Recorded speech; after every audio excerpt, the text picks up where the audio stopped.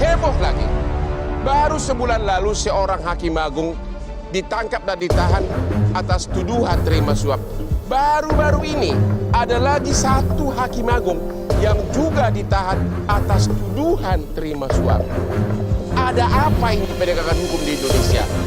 Banyak usulan agar segera diterbitkan undang-undang yang memberikan hukuman mati kepada hakim yang terima suap seperti di Cina. Yang paling menakutkan, menyeramkan, mengerikan zaman sekarang adalah berada di depan meja hijau pengadilan, di depan para hakim. Hari ini ditakdirkan Allah saya langsung berada di 10 yang mulia hakim-hakim. Masya Allah. Tapi ada satu ayat dalam Al-Quran, Bapak Ibu semua hafal ayatnya. Di antara yang mulia para hakim itu, yang paling mulia di antaranya adalah alaisallahu bi ahkamil hakimin. Kalau satu orang hakim, kalau banyak hakimin, yang hakim di antara yang hakim itulah dia alaisallah, bukankah Allah bi ahkamil hakimin, hakimnya para hakim, yaitu Allah subhanahu wa ta'ala. Hakim di dunia itu dibagi kepada 3. Al-qudatu salasatun, ada 3. Yang pertama, menghukum tanpa ilmu pengetahuan, masuk neraka. Yang kedua, menghukum dengan ilmu pengetahuan tapi tidak dia ikutkan ilmunya karena terjerumus pada hawa nafsu. Ini memperkuat soal asumsi ada praktek mafia di Mahkamah Agung.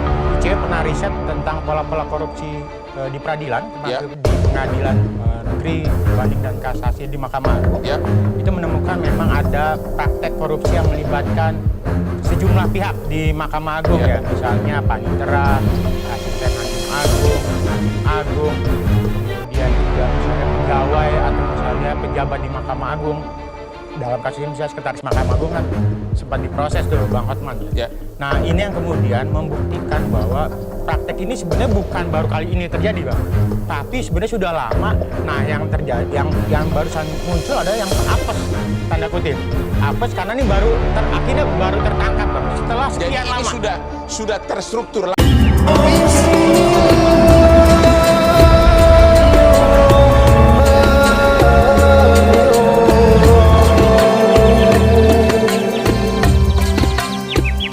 Yang paling menakutkan, menyeramkan, mengerikan zaman sekarang adalah berada di depan meja hijau pengadilan, di depan para hakim. Hari ini ditakdirkan Allah saya langsung berada di 10 yang mulia hakim-hakim. Masya Allah. Tapi ada satu ayat dalam Al-Quran, Bapak Ibu semua hafal ayatnya. Di antara yang mulia para hakim itu, yang paling mulia di antaranya adalah alaisallahu bi ahkamil hakimin. Kalau satu orang hakim, kalau banyak hakimin, yang hakim di antara yang hakim itulah dia alaisallah, bukankah Allah bi ahkamil hakimin, hakimnya para hakim, yaitu Allah subhanahu wa ta'ala. Hakim di dunia itu dibagi kepada 3. Al-qudatu salasatun, ada 3. Yang pertama, menghukum tanpa ilmu pengetahuan, masuk neraka. Yang kedua, menghukum dengan ilmu pengetahuan tapi tidak dia ikutkan ilmunya karena terjerumus pada hawa nafsu, masuk neraka juga. Yang ketiga, menghukum dengan ilmu pengetahuan dibimbing oleh Allah, itulah yang masuk surga. Al-qudatu salasatun, ada 3.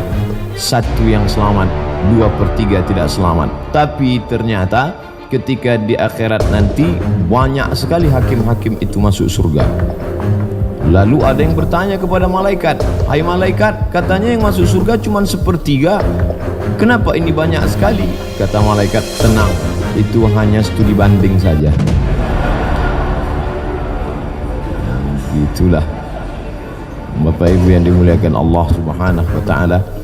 Saya ditakdirkan Allah duduk dekat dengan yang mulia hakim, yang banyak dibicarakan, yang ditakuti. Saya selama ini tidak melihat gambarnya, wajahnya, hanya mendengar beritanya. Ternyata betul kata Nabi, innallaha la yanzuru ila ajsamikum, Allah tak menengok bentuk, rupa, fisik, wajah, badan, urat, tulang, darah, daging, jantung kamu, tapi yang dilihat Allah adalah ada yang bergetar dalam diri jiwa kamu. Ketika itu yang kuat, maka itu yang memberikan kekuatan yang luar biasa. Bergetar hati-hati para koruptor itu, baru menyebut namanya sudah mereka bergetar. Kenapa? Ketakutan adanya kekuatan dalam diri. Kekuatan itulah yang dipupuk dalam bulan Ramadan ini. Allah menyebutnya dalam Al-Quran, la'allakum tattaqun. Bahasa kita kekinian integritas. Bagaimana orang merasakan, bukan takut karena CCTV, bukan karena takut atasan, tapi karena takut kepada dia. Siapa dia? La ta'khudhuhu sinatun wala naum. Dia yang tidak mengantuk, dia yang tidak tidur. Itu kita rasakan paling lama 10 menit. Dalam sholat zuhur tadi kita takut kepada Allah dari mulai takbiratul ihram, Allahu Akbar.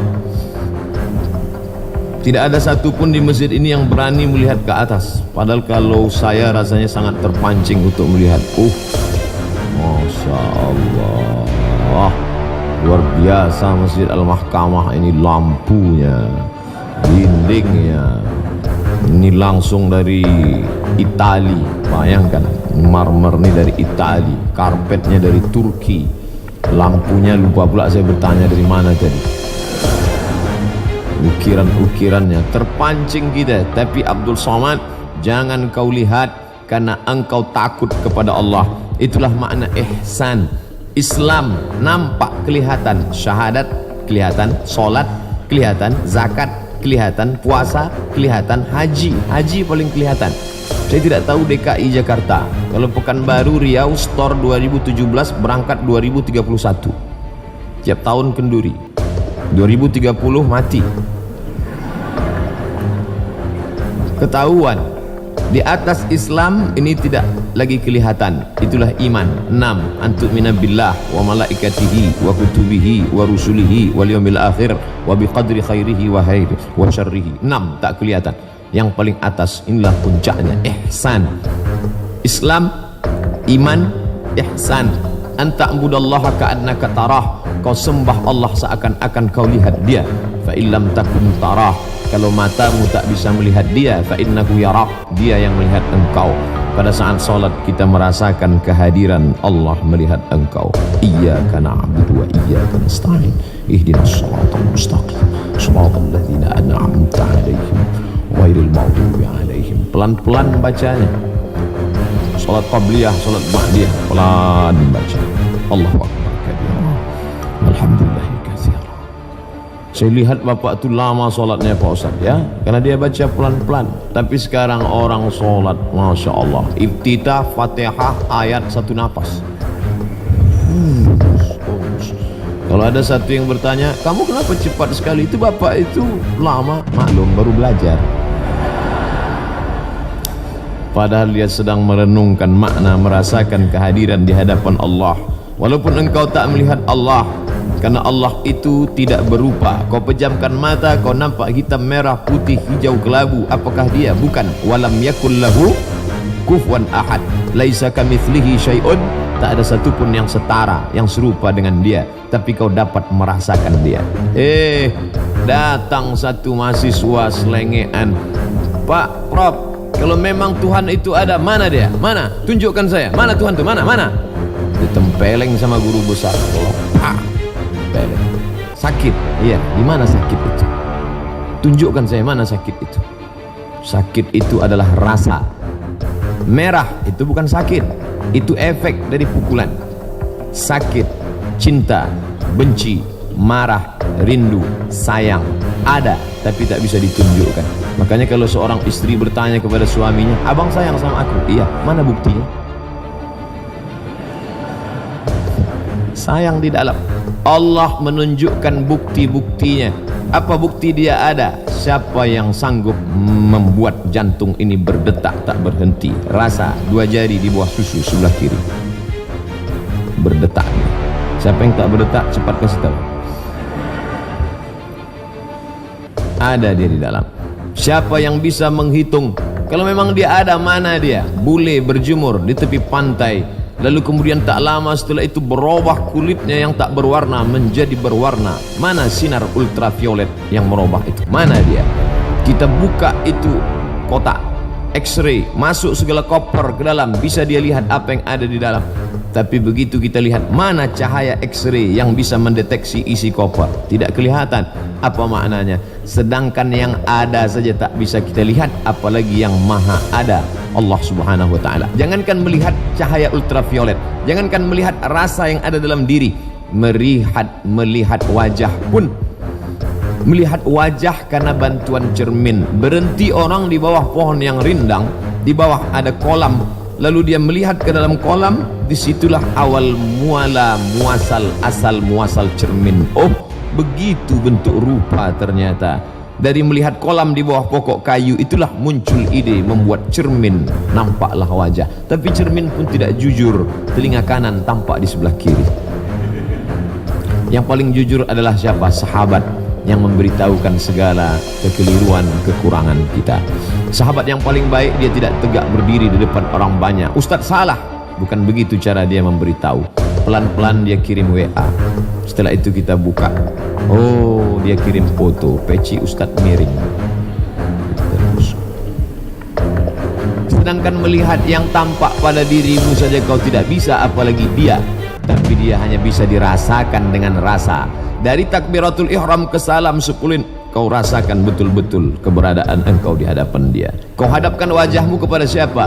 Wajjahtu wajhiya lilladzi fataras samawati wal arda hanifan musliman wama ana minal musyrikin. Hai Abdul Somad, sedangkan berada di hadapan yang mulia Ketua Mahkamah Agung, sedangkan berada di depan ketua wakil ketua yang mulia, sedangkan berada di hadapan yang mulia ketua-ketua kamar saja bergetar jiwamu, bagaimana nanti engkau wahai Abdul Somad ketika berada di hadapan dia, Allah subhanahu wa ta'ala.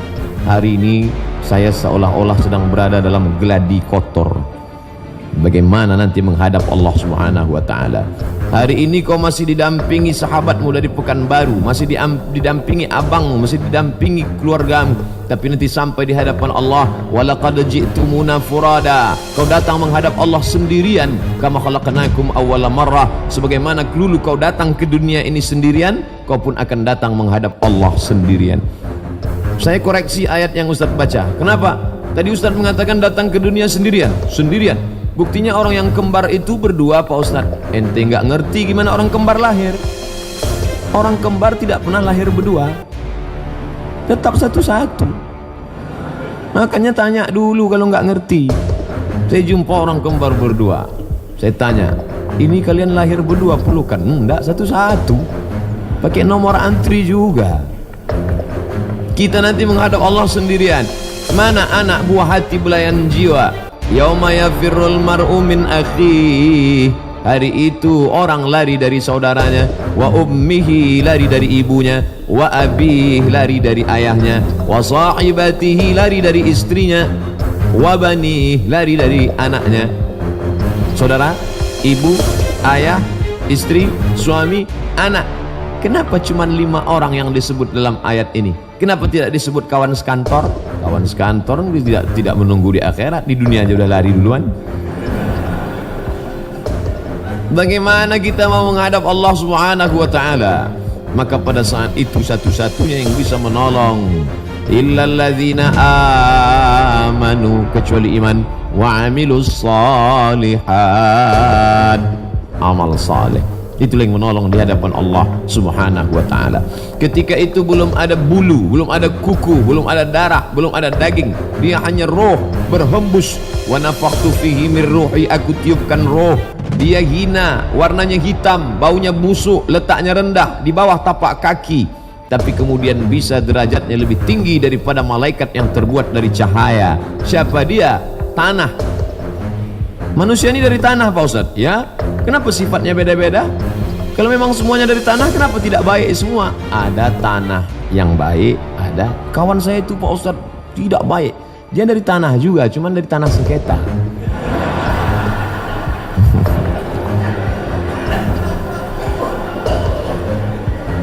tanah yang hina, rendah, hitam, bau, busuk, dipijak. Kenapa kemudian bisa malaikat-malaikat bersimpuh sujud kepadanya? Satu penyebab tanah itu menjadi mulia, karena Allah tiupkan ruh ke dalamnya. Fanafakhtu fihi min ruhi, aku tiupkan ruh ke dalamnya. Ruh masuk ke dalam jasad, ditiupkan, dan keluarnya juga bertiup. Ruh itu nanti keluar bertiup. Makanya mata melotot menengok ruh keluar. Setiap orang yang mati matanya mesti melotot. Dan ibu latihan dari sekarang memejamkan mata bapak. Jangan sampai kita datang ke masjid nyari Pak Imam. Pak Imam bisa datang ke rumah, kenapa? Papa dari tadi matanya terbuka, kan malu kita.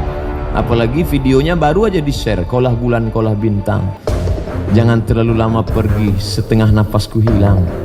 Begitu dia mati, mata melotot, kita pun takut.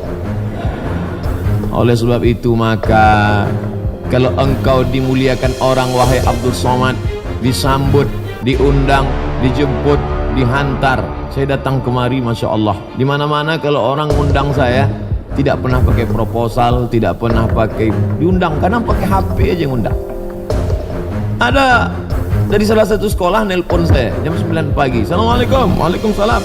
Ustaz Somad, iya, bisa kami pakai besok pagi kan? Apa maksudnya? Lama saya termenung. Emang saya laki-laki panggilan. Tapi alhamdulillah di mahkamah, Masya Allah, di tempat yang mulia ini saya dijemput, datang mengundang khusus ke rumah saya. Yang mengundang itu naik bis naik bis dari Medan 16 jam. Saya tanya, terakhir setelah saya sampai ke Jakarta baru saya tanya, abang kenapa tak naik pesawat? Kalau naik pesawat kau tak kasihan gitu. Oh begitu caranya. Jadi macam-macam.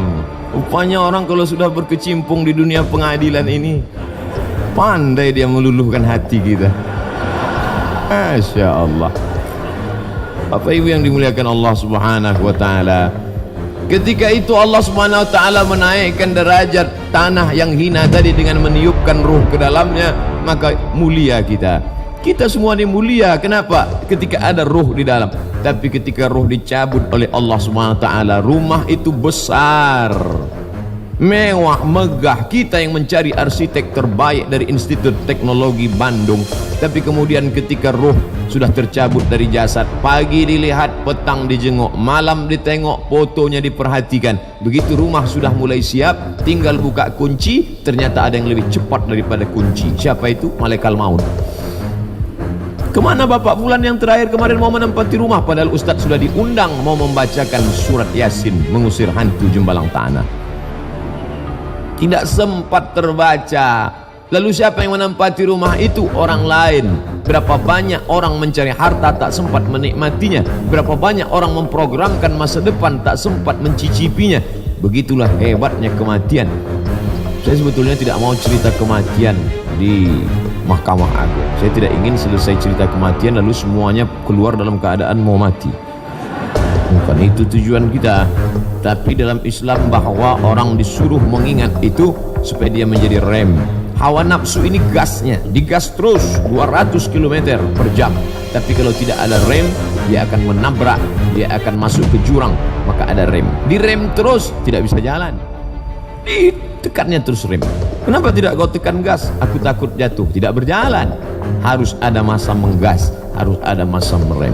Di bulan ini kita rem semuanya. Mata kita rem, telinga kita rem, hati kita rem, otak, pikiran, semuanya kita jaga di hadapan Allah Subhanahu wa Ta'ala. Oleh sebab itu ketika kemarin saya diajak buka puasa bersama oleh sahabat dimuliakan Allah Subhanahu wa Ta'ala, begitu sebelum berbuka saya lihat sudah banyak jamaah-jamaah. Kalau begitu saya jangan masuk dulu, kita ke ruang transit dulu. Kenapa? Ini puasa bisa batal nanti. Bukan cuma wudhu yang batal, ini puasa bisa batal karena harus ada rem. Setelah berbuka puasa barulah kita bersama. Apa maknanya? Harus ada kontrol, self control, diri mengontrol diri sendiri. di hadapan Allah Subhanahu wa taala semuanya sama. Al-insan, manusia, sawasiyah, sama, ka'asnanil mushti, seperti mata sisir yang sama panjang. Bayangkan kalau sisir itu tak sama panjangnya, bagaimana? Satu menusuk ke dalam, satu naik ke atas.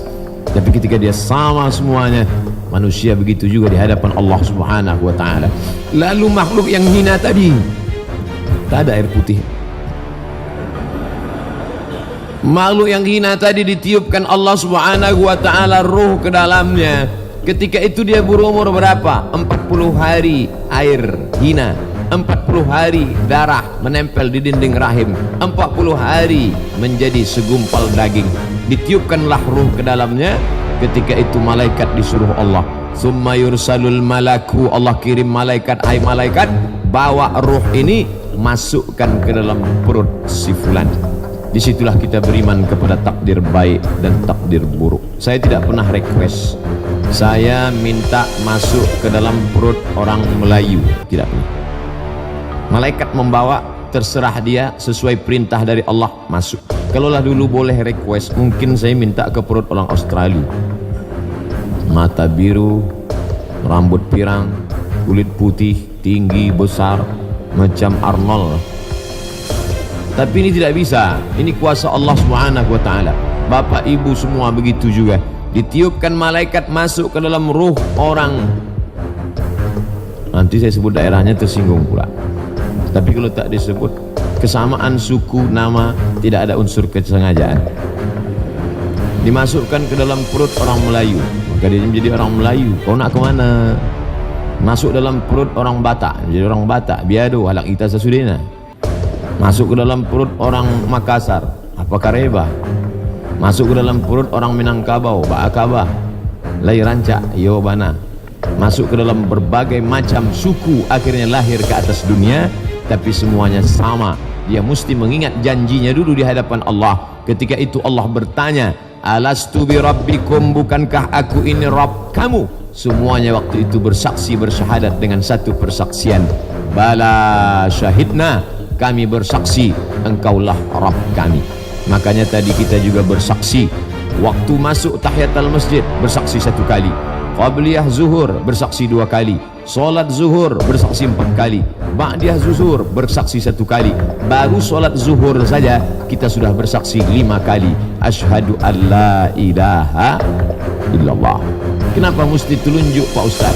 2 alasan. Yang pertama, orang kalau bicara serius, telunjuknya pasti main. Gimana Pak? Serius Bapak mau ikut acara ini? Ya. Kami kurang yakin. Betul Pak? Betul. Kalau udah 4 kali ditanya, muka kita ditunjuk, kau tak juga percaya kan? Tangan pasti main. Itulah mengapa khotib Jumat dikasih tongkat. Di Masjid Raya An-Nur Pekanbaru Riau sampai hari ini khotib Jumat dikasih tongkat. Kenapa khotib itu dikasih tongkat? Supaya tangannya jangan liar kemana-mana. Tangan kiri megang tongkat, tangan kanan megang mimbar. Tapi kalau mimbar ini, ya ini bisa kemana-mana tangan. Bukan berarti sholatnya batal, tidak, karena di dalamnya ada adab. Karena ini adalah ibadah ritual, ini bukan seremonial, ini bukan pengajian tablik akbar, tapi salah satu dari rukun khutbah Jumat. Alasan pertama, orang serius telunjuknya naik. Yang kedua, dulu orang kafir Quraisy menyembah berhala dengan menunjuk ya Lata, ya Uzza, ya Manat, ya Hubal, ya Jibti, ya Taghut, ya Naham. Ketika Islam datang dilarang, telunjukmu boleh naik menguatkan hati, tapi yang kau tunjuk bukan Allah, karena dia bukan di depan, bukan di belakang, bukan di kanan, bukan di kiri. Dia ada tanpa tempat. Sebelum tempat itu ada, dia sudah ada. Bagaimana mungkin dia bisa diukur, dibatasi dengan tempat dan waktu? Kau angkat itu untuk meyakinkan dirimu. Walaupun berbeda beberapa mazhab, tapi kita sepakat semuanya mengangkat. Saya pakai mazhab Syafi'i, asyhadu an la ilaha illallah. Diangkat telunjuk pada lafaz Allah, tidak turun sampai habis. Allahumma fir lima qaddamtu wa ma akhartu wa ma asrartu wa ma a'lantu wa ma asraftu wa ma ta'ala bi minni antal muqaddim wa antal muakhir la ilaha anta subhanaka inni kuntu minadh dhalimin. Sebelum salam jangan lupa minta 4 perlindungan. Allahumma inni a'udzubika min adzabi jahannam wa min adzabil qabri wa min fitnatil mahya wal mamat wa min syarri fitnatil masiihid dajjal. Kalau imam belum juga salam, tambah lagi doa. Allahumma inni ala dzikrika wa syukrika wa husni ibadatik. Sudah panjang itu sudah, iya. Kenapa dia tak juga salam? Periksa, jangan dia pingsan. Setelah itu barulah Assalamualaikum warahmatullah, Assalamualaikum warahmatullah. Tapi kalau mazhab Hanafi tidak, dia angkat pada lafaz la, turun pada lafaz Allah. Asyhadu an la ilaha illallah. Kalau mazhab Hambali diangkat pada setiap lafaz Allah. At-tahiyatul mubarakatuh salawatu thayyibatu lillah. Assalamu alayka ayuhan nabi wa rahmatullah. Assalamu alayna wa ala ibadillah. Asyhadu an la ilaha illallah. Asyhadu anna Muhammadar Rasulullah. Mazhab Maliki bergerak dari awal sampai akhir. At-tahiyatul mubarakatuh salawatu thayyibatu lillah. Assalamu alayka ayuhan nabi wa rahmatullah wabarakatuh. Assalamu alayna wa ala ibadillah salihin. Jadi tak usah dipermasalahkan, yang penting dia sholat. Ada kawan saya Pak Ustadz dari awal sampai akhir tak ada diangkatnya. Jangan suuzon, jangan katakan dia mazhab kelima. Tapi kita perlu tabayun, klarifikasi. Jangan langsung update status. Aku tadi sholat di samping aliran sesat. Terlalu cepat. Tanya dulu, bro, friend, ya akhi, sedulur. Jangan tersinggung ya. Ada yang mau aku klarifikasi tadi. Apa? Tadi waktu sholat kenapa kau tak angkat telunjuk? Kenapa kau tengok telunjuk aku?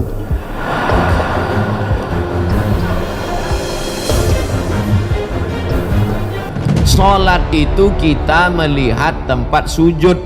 Waktu tasyahud yang dilihat ujung mata, melihat ujung telunjuk. Yang dilihat itu telunjuk kita, bukan telunjuk orang.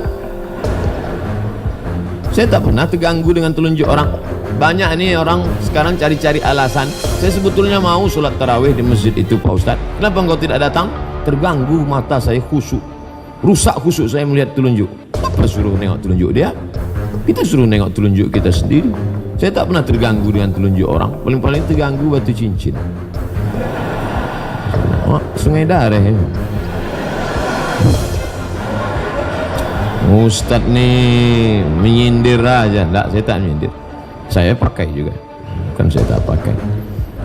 Bapak Ibu yang dimuliakan Allah Subhanahu wa taala, kesaksian ini harus diulang-ulang berkali-kali. Karena kalau tidak dia akan al-imanu yazid, iman bertambah, wa yanqus, dia berkurang.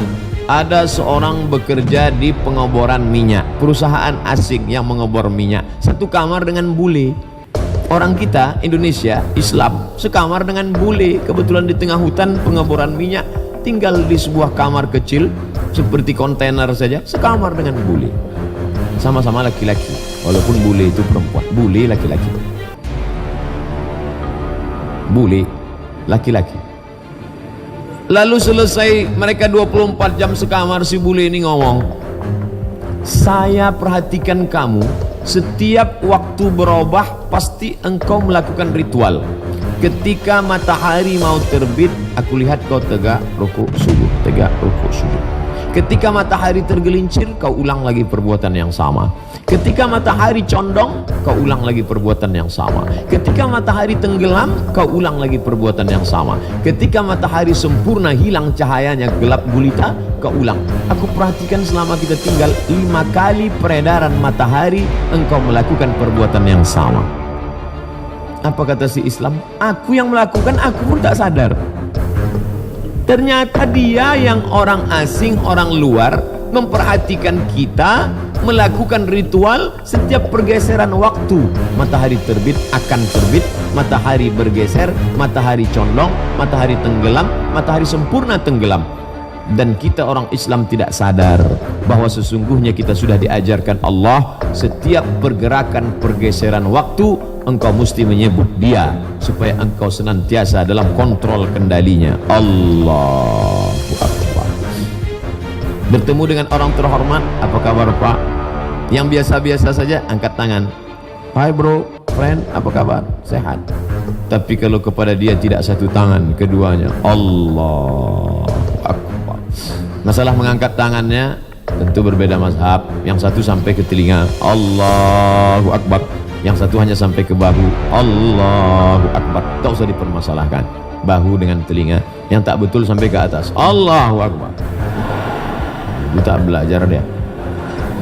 Tapi filosofi makna yang terkandung di dalamnya, bahwa engkau total hadapkan wajahmu kepada dia, jangan kepada yang lain. Fawalli wajhaka syatral masjidil haram.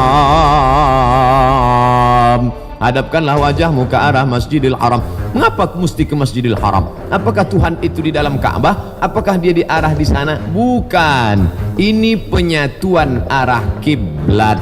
Ternyata setelah diukur menurut ilmu geologi, ilmu bumi, pusat bumi bukan di London, Inggris. Kekeliruan terjadi, penetapan Greenwich GMT bukan 00 itu di London, murni karena penjajahan Inggris. Yang benar adalah pusat bumi di Makkah Al-Mukarramah. Bukan kata orang Islam, tapi pakar yang mengkaji tentang ilmu geologi, ilmu